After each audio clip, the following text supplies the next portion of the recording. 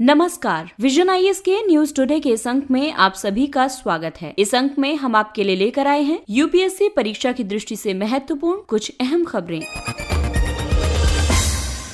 हाल ही में नासा ने सूर्य और पृथ्वी के ऑरोरा के अन्वेषण के लिए 2 हेलियोफिजिक्स मिशनों को अनुमोदित किया है। ये मिशन सूर्य और पृथ्वी के निकट अंतरिक्ष के मौसम को निर्धारित करने वाली प्रणाली का अन्वेषण करेंगे। इससे वैज्ञानिकों को सूर्य और पृथ्वी को एक अंतर संबंधित प्रणाली के रूप में समझने में सहायता प्राप्त होगी। आइए सबसे पहले extreme ultraviolet high throughput spectroscopic telescope यानी EUVST मिशन को समझते हैं। EUVST एक सौर टेलीस्कोप है। इसके अंतर्गत ये अध्ययन किया जाएगा कि किस प्रकार सूर्य के वातावरण द्वारा सौर पवनें निर्मुक्त होती हैं और सौर सामग्री का विस्फोट होता है। इस मिशन को सोलर सी के रूप में भी जाना जाता है। इस मिशन का नेतृत्व जापान एयरोस्पेस एक्सप्लोरेशन एजेंसी द्वारा किया जा रहा है। सौर पवनें प्लाज्मा के सूर्य के कोरोना से बाहर की ओर विस्तारित होने से बनती हैं। सौर पवनें संचार, नेविगेशन प्रणाली और उपग्रहों को बाधित कर सकती हैं। आइए अब इलेक्ट्रोजेट जीमेन इमेजिंग एक्सप्लोरर यानी EZIE मिशन को भी जानते हैं। EZIE मिशन पृथ्वी के वायुमंडल में ऑरोरा को पृथ्वी के मैग्नेटोस्फीयर से जोड़ने वाली विद्युत धाराओं का अध्ययन करेगा। मैग्नेटोस्फीयर पृथ्वी के आसपास के अंतरिक्ष का क्षेत्र है, जहां अंतर्ग्रहीय अंतरिक्ष की बजाय पृथ्वी के चुंबकीय क्षेत्र का वर्चस्व है। मैग्नेटोस्फीयर सौर पवनों की पृथ्वी के चुंबकीय क्षेत्र के साथ अंतःक्रिया से निर्मित होता है। यदि कुछ अन्य सौर मिशन की बात करें तो यूरोपीय अंतरिक्ष एजेंसी का सोलर ऑर्बिटर, नासा का पार्कर सोलर प्रोब, भारत का आदित्य L1 मिशन है। ऑरोरा ऊपरी वायुमंडल के परमाणुओं के साथ सौर पवनों के इलेक्ट्रॉनों और प्रोटॉन की अंतरक्रिया की वजह से निर्मित होते हैं। ऑरोरा मुख्य रूप से दोनों गोलार्धों के उच्च अक्षांशों में घटित होते हैं। उत्तरी गोलार्ध में ऑरोरा को ऑरोरा बोरेलिस, ऑरोरा पोलरिस और नॉर्दर्न लाइट्स कहा जाता है और दक्षिणी गोलार्ध में इसे ऑरोरा ऑस्ट्रेलिस या साउदर्न लाइट्स कहा जाता है।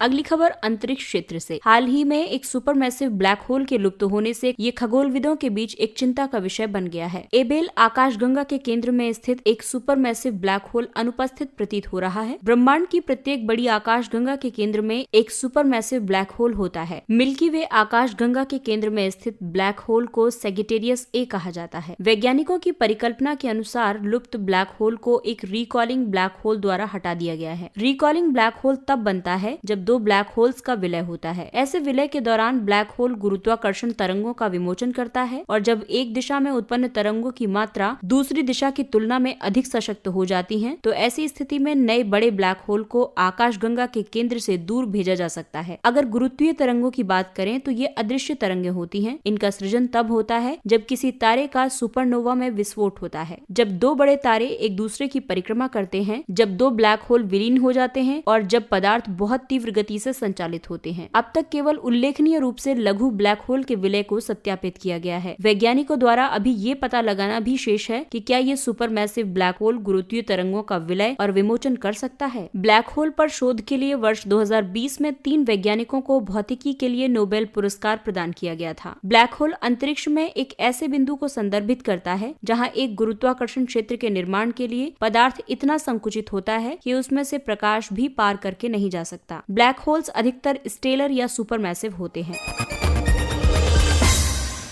शिक्षा मंत्रालय ने प्रवासी बच्चों की पहचान, नामांकन और शिक्षा की निरंतरता के लिए दिशा निर्देश जारी किए। इन दिशा निर्देशों का उद्देश्य स्कूली शिक्षा के दायरे से बाहर हुए बच्चों के समक्ष कोविड-19 महामारी द्वारा उत्पन्न चुनौतियों के प्रभाव को कम करना है। ये दिशा निर्देश राज्य और संघ शासित प्रदेशों को बढ़ी हुई ड्रॉप आउट दर, निम्न नामांकन और सीखने में हुई कमी को रोकने के लिए एक उचित रणनीति विकसित करने में सहायता करेंगे। इन दिशा निर्देशों में स्वयंसेवकों, स्थानीय शिक्षकों और सामुदायिक भागीदारी के माध्यम से स्कूली शिक्षा के दायरे से बाहर हुए बच्चों और विशिष्ट आवश्यकताओं वाले बच्चों के लिए शिक्षा को जारी रखना है। घर घर जाकर व्यापक सर्वेक्षण के माध्यम से पहचान और उनके नामांकन के लिए कार्य योजना तैयार करना, बच्चों के नामांकन और उपस्थिति के लिए अभिभावक और समुदाय के बीच जागरूकता सृजित करना। छात्र सहायता के तहत विद्यालयों के बंद रहने की स्थिति में मनोदर्पण वेब पोर्टल और टेली काउंसलिंग नंबर के माध्यम से परामर्श सेवा और मनोसामाजिक सहायता प्रदान करना। ग्रामीण स्तर पर पर लघु समूहों में कक्षाओं और क्लासरूम ऑन व्हील्स जैसे विकल्पों की खोज करना। इस वर्ष ड्रॉप आउट को रोकने के लिए उत्तीर्णता संबंधी मानदंडों में रियायत देना। इससे पहले प्रवासियों को विभिन्न कल्याणकारी सेवाओं की मुख्यधारा में लाने के लिए सरकार द्वारा एक राष्ट्र एक राशन कार्ड योजना आरंभ की गई थी। ये योजना सार्वजनिक वितरण प्रणाली की राष्ट्रीय स्वायत्तता सुनिश्चित करती है। श्रम ब्यूरो द्वारा किया जाने वाला प्रवासन सर्वेक्षण देश में प्रवासी श्रमिकों की संख्या का प्रामाणिक अनुमान प्रदान करेगा।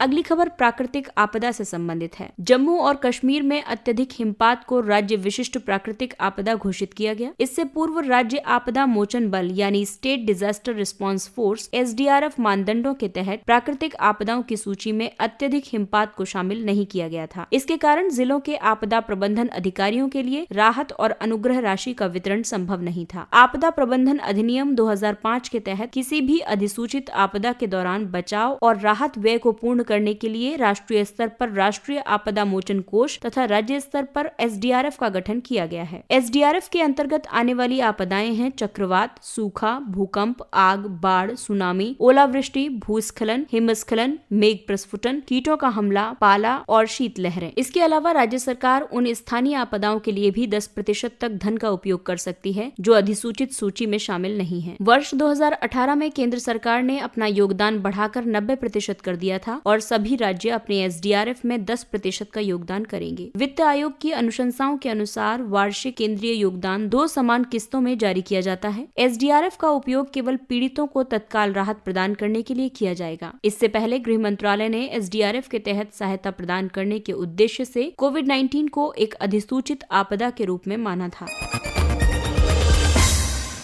अगली खबर अर्थ जगत से। विश्व आर्थिक मंच ने Indian cities in the post pandemic world नामक रिपोर्ट जारी की। इस रिपोर्ट में भारत की सबसे अधिक दबाव वाली शहरी चुनौतियों को रेखांकित किया गया है। इन चुनौतियों को कोविड-19 महामारी द्वारा तीक्ष्ण कर दिया गया था। ये रिपोर्ट महामारी से सीखे गए सबकों को शहरी सुधार एजेंडे में शामिल करने के लिए अंतर्दृष्टि प्रदान करेंगी। इस रिपोर्ट के प्रमुख निष्कर्षों के तहत भारत का लगभग 70% सकल घरेलू उत्पाद शहरों से प्राप्त होता है। प्रति मिनट लगभग 25 से 30 लोग ग्रामीण क्षेत्रों से शहरों की ओर पलायन करते हैं। सभी शहरी परिवारों में से लगभग 35% बाजार कीमतों पर आवास का खर्च वहन नहीं कर सकते हैं। विभिन्न जनसंख्या समूहों पर महामारी के प्रभाव में व्यापक असमानता मौजूद है। कम आय वाले प्रवासी श्रमिकों सहित सुभेद्य आबादी को आय हानि और कमजोर सामाजिक सुरक्षा के दोहरे प्रहार का सामना करना पड़ा है। वहीं रिपोर्ट में शहरों की क्षमता को बढ़ाने वाली कुछ अनुशंसाएं भी की गई हैं। किसी संकट के दौरान शहरों के प्रबंधन और आपातकालीन संचालनों में सहायता के लिए डेटा की भूमिका होनी चाहिए। स्थानीय सरकारों का अधिक से अधिक विकेंद्रीकरण और सशक्तिकरण करना चाहिए ताकि अधिक आसन्न और उत्तरदायी शासन स्थापित किया जा सके। वर्तमान और भविष्य की मांगों के साथ संरेखित होने वाले बुनियादी ढांचे की पर्याप्त कार्यात्मक क्षमता को सुनिश्चित करना चाहिए। शहरी पुनर्निर्माण के प्रयासों में पर्यावरणीय स्थिरता, वायु प्रदूषण और आपदा प्रबंधन पर कार्रवाई को प्राथमिकता प्रदान करनी चाहिए। शहरी अवसरों तक पहुँचने में महिलाओं और सुभेद्य आबादी द्वारा सामना किए जाने वाले पूर्वाग्रहों एवं बाधाओं का निराकरण करके समावेशिता को प्राथमिकता देनी चाहिए। आइए अब नजर डालते हैं कुछ संक्षिप्त किंतु महत्वपूर्ण खबरों पर। दिवाला और शोधन अक्षमता संहिता के तहत प्री पैक। प्रचलित सुर्खियों के अनुसार सरकार द्वारा संकल्प तंत्र के रूप में प्री पैक प्रारंभ करने के लिए IBC में संशोधन किए जाने की संभावना है। प्री पैक एक सार्वजनिक बोली प्रक्रिया की बजाय सुरक्षित लेनदारों और निवेशकों के बीच एक समझौते के माध्यम से संकटग्रस्त कंपनी के ऋण के समाधान के लिए एक समझौता है। प्री पैक में जब तक अंतिम समझौता नहीं हो जाता तब तक पदग्राही प्रबंधन यानी इनकम्बेंट मैनेजमेंट का कंपनी पर नियंत्रण बरकरार रहता है। IBC यानी इंसॉल्वेंसी एंड बैंक्रप्सी कोड के तहत नियंत्रण को पदग्राही प्रबंधन यानी इनकम्बेंट मैनेजमेंट से एक दिवालिया पेशेवर को हस्तांतरित किया जाता है, जिसके कारण व्यवसाय में व्यवधान उत्पन्न होता है। विधिक इकाई पहचानकर्ता लीगल एंटिटी आइडेंटिफायर। 1 अप्रैल से भारतीय रिजर्व बैंक ने केंद्रीकृत भुगतान प्रणाली का उपयोग करते हुए संस्थाओं द्वारा किए गए 50 करोड़ रुपए और उससे अधिक मूल्य के सभी भुगतान लेन देन के लिए लीगल एंटिटी आइडेंटिफायर प्रणाली को आरंभ करने का निर्णय लिया है। आपको बता दें कि केंद्रीकृत भुगतान प्रणाली का संचालन RBI द्वारा किया जाता है। लीगल एंटिटी आइडेंटिफायर एक 20 अंकीय संख्या होती है। इसका उपयोग विश्व भर में वित्तीय लेन देन के लिए पक्षकारों की विशिष्ट पहचान करने के लिए किया जाता है। भारत में लीगल एंटिटी आइडेंटिफायर को विधिक इकाई पहचानकर्ता इंडिया लिमिटेड से प्राप्त किया जा सकता है। विधिक इकाई पहचानकर्ता इंडिया लिमिटेड को संदाय और निपटान प्रणाली अधिनियम 2007 के तहत RBI द्वारा लीगल एंटिटी आइडेंटिफायर के जारीकर्ता के रूप में मान्यता प्राप्त है।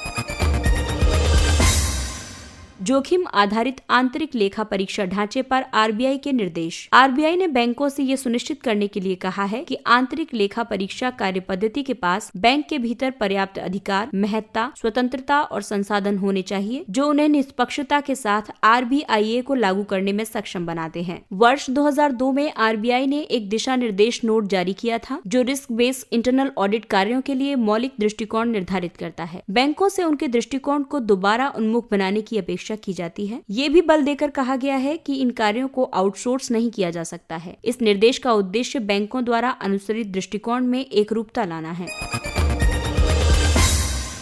केन बेतवा नदी अंतरयोजन परियोजना। केन बेतवा लिंक जल संसाधन विकास के लिए राष्ट्रीय परिप्रेक्ष्य योजना NPP के प्रायद्वीपीय घटक के तहत 16 लिंक में से एक है। परियोजना के अंतर्गत बेतवा बेसिन में जल की आवश्यकता को पूर्ण करने के लिए केन नदी के अधिशेष जल को बेतवा नदी में प्रवाहित करने का प्रस्ताव किया गया है। केन और बेतवा दोनों यमुना नदी की सहायक नदियां हैं। केन नदी का उद्गम मध्य प्रदेश के कटनी जिले की ममर पहाड़ियों से होता है, जबकि बेतवा नदी मध्य प्रदेश के होशंगाबाद के निकट विंध्य श्रेणी से उद्गमित होती है।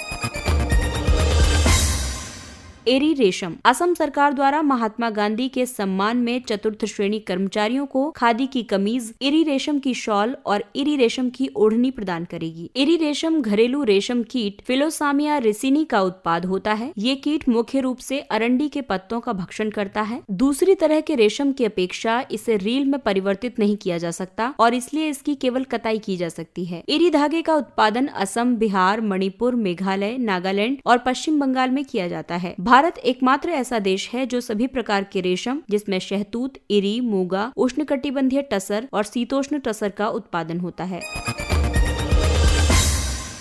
अरुणाचल में वेनेडियम स्रोत। पहली बार अरुणाचल के डेपो और तमांग क्षेत्रों में वेनेडियम का उच्च संकेंद्रण पाया गया है। वेनेडियम अपने शुद्ध रूप में एक नरम, धूसर और तन्य तत्व होता है। ये मुख्य रूप से खनन से प्राप्त लौह अयस्क, कार्बन युक्त शेल या फाइलाइट्स और इस्पात धातु मल से प्राप्त होता है। वेनेडियम के सर्वाधिक निक्षेप चीन में है, उसके बाद रूस और दक्षिण अफ्रीका का स्थान है। वेनेडियम मिश्र धातु अत्यधिक तापमान और वातावरण में स्थिर होती है तथा संचारण प्रतिरोधी होती है, इसलिए इनका उपयोग इस्पात, वेनेडियम रिडॉक्स बैटरी आदि में किया जाता है।